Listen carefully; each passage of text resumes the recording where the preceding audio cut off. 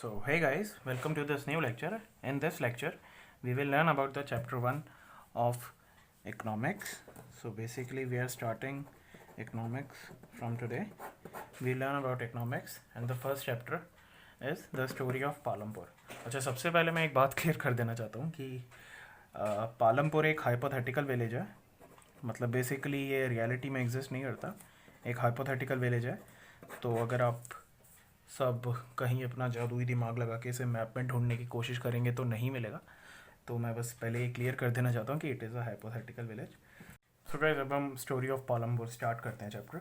So basically एक गांव की स्टोरी है जिसमें लगभग 450 फैमिलीज़ रहती हैं, जिसमें से अलग अलग कास्ट की 450 फैमिलीज़ रहती हैं, जिसमें से 80 अपर कास्ट फैमिलीज़ हैं और मेजॉरिटी ऑफ लैंड विलेज की उनके पास ही ऑक्यूपाइड है. और गांव में बेसिक फैसिलिटीज़ हैं, लाइक इलेक्ट्रिसिटी है, 2 प्राइमरी स्कूल हैं, एक हाई स्कूल है, एक प्राइमरी हेल्थ सेंटर है और एक डिस्पेंसरी है. सो बेसिकली ये सारी इंट्रोडक्शन पेज नंबर 1 पे दे रखी है, which is not so necessary for the papers और इम्पॉर्टेंट भी नहीं है. सो अब हम डायरेक्ट जो जो इम्पोर्टेंट होगा मैं यहाँ पे जॉट डाउन करता जाऊँगा, नोट डाउन करता जाऊँगा. आप वीडियो के एंड में एक स्नैपशॉट लेके रख सकते हैं और पेपर से जस्ट पहले या फिर कभी भी आपको रिवाइज करना हो तो आप सिर्फ उन बुलेट पॉइंट्स को पढ़ लीजिएगा और पूरी स्टोरी आपको क्लियर हो जाएगी पिक्चर की. आपको एक एक लाइन या हर एक स्टोरी पढ़ने की ज़रूरत नहीं है वीडियो में. ओके, सो चलिए फिर स्टार्ट करते हैं. सो सबसे पहले हम जानते हैं कि प्रोडक्शन करने के लिए किसी भी चीज़ की, किसी भी गुड्स या फिर सर्विस करने के लिए हमें कुछ कुछ चीज़ों की रिक्वायरमेंट होती है. तो अब हम वही देखेंगे कि क्या क्या रिक्वायरमेंट होती हैं वो चीज़ें प्रोड्यूस करने की. Requirements for production of goods and services. तो सबसे पहली जो चीज़ हमें रिक्वायर्ड है किसी भी सर्विस या गुड को प्रोड्यूस करने की, वो है लैंड. सो बेसिकली लैंड होना सबसे ज़्यादा ज़रूरी है, क्योंकि लैंड ही वो एक ऐसी जगह है जहाँ पे हम अपनी फैक्ट्री सेटअप कर सकते हैं, हमारी बिल्डिंग्स बन सकती हैं. सो वो लैंड सबसे पहली चीज़ हो गई. दूसरी चीज़ हो गई है हमारी लेबर. लेबर बेसिकली मजदूर जो हम अपनी फैक्ट्री में काम करने के लिए रखेंगे, या फिर जो लोग मशीन्स ऑक्यूपाइड करेंगे, हम इंजीनियर्स रखेंगे, एक्सेट्रा एक्सेट्रा, वो सब लेबर में इंक्लूड हो जाएगा. Third is our capital. Capital basically 2 तरीके का होगा. One is fixed. फिक्स्ड मतलब जो कि थोड़े लॉन्ग रन में काम करता है. लॉन्ग रन बेसिकली मतलब लंबे टाइम के लिए रहता है, हमें बार बार या फिर हर साल चेंज नहीं करना पड़ता जैसे जैसे प्रोडक्शन बढ़ती है. फॉर एग्जांपल यहाँ पे बिल्डिंग हो गई. जैसे अब हम एक बार बिल्डिंग बना लेते हैं तो हम उसे बार बार चेंज नहीं करते रहते प्रोडक्शन के साथ साथ. बिल्डिंग्स हो गई, मशीनरी हो गई. सो बेसिकली फिक्स कैपिटल में ये सब इंक्लूड होगा. And the other one is working capital. Working capital basically वो कैपिटल है जो कि हमारे प्रोसेस ऑफ प्रोडक्शन में बार बार यूज़ होगा. For example raw material and money in hand.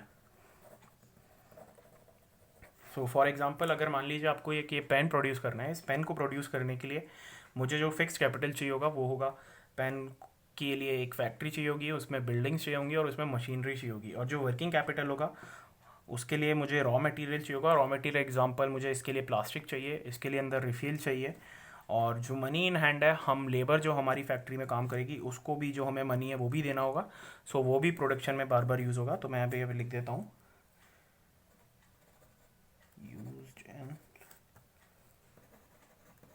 Process of production. Okay, ये प्रोडक्शन है, ठीक है. और जो चौथी चीज़ हमारी यूज़ होती है किसी भी सर्विस या गुड को प्रोड्यूस करने में, वो होती है human capital. Human capital basically इन तीनों चीज़ों को कंबाइन करके जो एक काम करता है आदमी, जिसका पीछे दिमाग सारा लगा होता है. फॉर एग्जांपल अगर मेरे दिमाग में कोई आइडिया आया कि मेरे को पेन बनाना है, पेन के लिए मुझे लैंड चाहिए होगी, उसके बाद मेरे को मशीनरी चाहिए होगी, बिल्डिंग चाहिए होगी, उसके लिए फिर मुझे लेबर अप्लॉय करनी पड़ेगी, इंजीनियर्स रखने पड़ेंगे, मेरे को अपनी बिल्डिंग का मैप ऐसा बनवाना है, एक्सेट्रा एक्सेट्रा. मुझे फिर रॉ मटेरियल चाहिए. उन सब चीज़ों को कंबाइन करने के बाद जो दिमाग लगेगा वो ह्यूमन कैपिटल कहलाएगा. सो बेसिकली जो इन तीनों चीज़ों को कंबाइन करके जो काम होता है वो ह्यूमन कैपिटल ही करता है. ओके, सो ये सब आपका पेज नंबर 2 पे दे रखा है एनसीईआरटी में. इसके बाद हम आ जाते हैं डायरेक्ट एनसीईआरटी में पेज नंबर 3 पे. पेज नंबर 3 में सबसे पहले एक क्वेश्चन पूछा हुआ है कि how do we increase the yield of our production. For example हम कोई खेती कर रहे हैं, तो उस खेती में करने के लिए हमें प्रोडक्शन बढ़ानी है, तो हमें क्या क्या मेथड्स यूज़ करने पड़ सकते हैं, या फिर कोई क्या ऐसी चीज़ है जिससे हमारी यील्ड बढ़ जाए प्रोडक्शन की। तो सबसे पहले जो लोग जवाब देंगे वो होगा मोर लैंड। सो मोर लैंड मतलब सिंपल सा जवाब है कि अगर हमें प्रोडक्शन करनी है तो लैंड का यूज़ मोर कर लेते हैं। बट जैसा कि हम जानते हैं हमारे पास एक लिमिटेड अमाउंट ऑफ लैंड है, और जैसे जैसे पॉपुलेशन बढ़ती जा रही है हमें उसको स्टेबल करने के लिए, उन्हें उनके रहने के लिए, उनके खाने पीने के लिए हमें प्लॉट्स बनाने पड़ते हैं, हाईवेज़ बनाने पड़ते हैं, रोड्स बनानी पड़ती हैं, फैक्ट्रियाँ सेटअप होती हैं। एग्रीकल्चर के लिए जो लैंड है वो धीरे धीरे कम होती जाती है, तो इस वजह से ये एक आंसर नहीं हो सकता। तो अब हम आंसर देखते हैं इसका क्या होगा। जो इसका पहला वे है वो है multiple cropping. Multiple cropping is growing up of more than one crop in a field in one year. For example अगर आप मई जून में कोई फसल लगाते हैं तो आप जनरली फसल जो है 3-4 महीनों में हमारी ग्रो होके कट जाती है। तो जो बीच का टाइम बचता है मई जून से 3-4 महीने, मतलब आप अक्टूबर नवंबर मान लीजिए, तो जो दिसंबर से अगले मई तक का टाइम है वो हमें वेस्ट नहीं करना है। उसमें हम कोई दूसरी फसल लगा सकते हैं जो कि उस क्लाइमेट के लिए सूटेबल हो या फिर उस एनवायरनमेंट फ्रेंडली हो। तो बेसिकली मल्टीपल क्रॉपिंग का मतलब ये है। और जो दूसरा हम एक मेथड यूज़ कर सकते हैं, using modern farming methods. For example HYV seeds. HYV seeds का आप सबने नाम सुना होगा, मैं इसकी फुल फॉर्म लिख देता हूँ, हाई यील्डिंग वैरायटी सीड्स। तो बेसिकली ये सीड्स इंट्रोड्यूस हुए थे आफ्टर 1960 ग्रीन रेवोल्यूशन में। सो ग्रीन रेवोल्यूशन हमारे देश में 1960 में हुआ था, जहाँ पे हरित क्रांति भी इसे बोलते हैं हिंदी में, फॉर हिंदी मीडियम स्टूडेंट्स। तो 1960 में ग्रीन रेवोल्यूशन के बाद ये HYV सीड्स इंट्रोड्यूस हुए थे इन areas of Punjab and Haryana.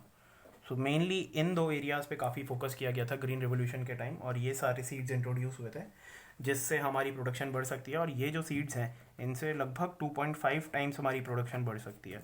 Okay, तो जो थर्ड मेथड अब हम देखेंगे प्रोडक्शन इंक्रीज करने का, using modern farming machines / techniques.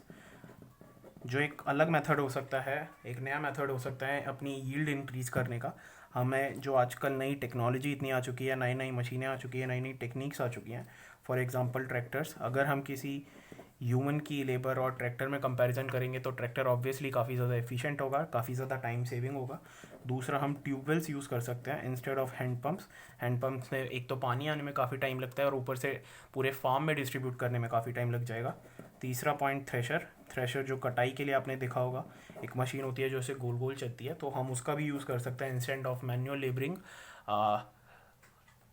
जिससे काफ़ी टाइम भी सेव होगा और काफ़ी एफिशिएंटली काम होता रहेगा। ठीक है, तो ये सारे जो थे हमारे प्रोडक्शन इंक्रीज़ करने के प्रोसेस थे।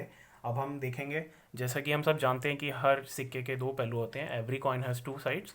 तो ये सारे तो एडवांटेजेस हो गए ग्रीन रेवोल्यूशन के। अब हम ग्रीन रेवोल्यूशन के ही डिसएडवांटेजेस भी देख लेते हैं, और ये आपका पेज नंबर 5 पे दे रखा है NCERT के। सो बैड इम्पैक्ट्स और डिसएडवांटेजेस ऑफ ग्रीन रेवोल्यूशन। सो सबसे पहला डिसएडवांटेज जो ग्रीन रेवोल्यूशन का है वो है कि जो HYV सीड्स हमने अभी पढ़े थे, HYV seeds need more water, pesticides and fertilisers. जो हमारे HYV सीड्स होते हैं वो ज़्यादा फर्टिलाइज़र्स, पेस्टिसाइड्स और वाटर यूज़ करते हैं, जिसके कंपैरिजन में अगर हम देखा जाए कि एक नॉर्मल फार्मर है जो कि जिसके पास लैंड बहुत कम है और उसके पास अपने खाने के लिए पैसे नहीं है, बहुत ज़्यादा उसके पास कम लैंड है, तो वो प्रोडक्शन भी बहुत कम कर पा रहा है, तो वो ये सारी चीज़ें इतनी जल्दी अफोर्ड नहीं कर सकता, ज़्यादा पेस्टिसाइड्स और फर्टिलाइज़र्स, जिसकी वजह से वो ग्रो नहीं कर पाता। और दूसरी बात जो एक है कि as we use more fertiliser it declines the soil quality.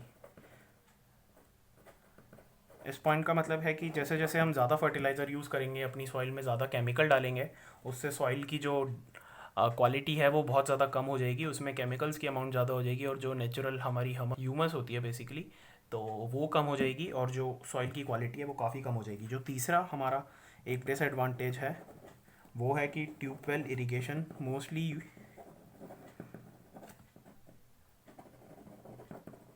use groundwater and it has reduced and disturbed the water table below ground।